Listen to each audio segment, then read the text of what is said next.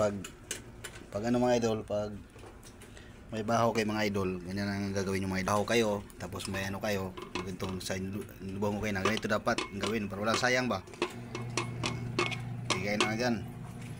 Para lang tayo nagsakang ito mga idol. May isa pa kayo ito mga idol na iwan. Ito. Para wala sayang ba. Pati yung mga ano ito. Pero sa mga ano dyan, hindi naman yun ito gayahin din. Yung mga ganitong itong gayahin, pwede ganitong diskarte. Oh. May pagkain uli. Ayan o. Pigain na yung kanin para mahalo sila maayos. Ayan o. Oh.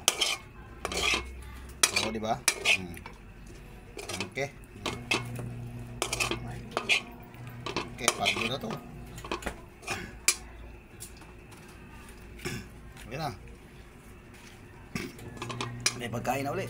Ayan.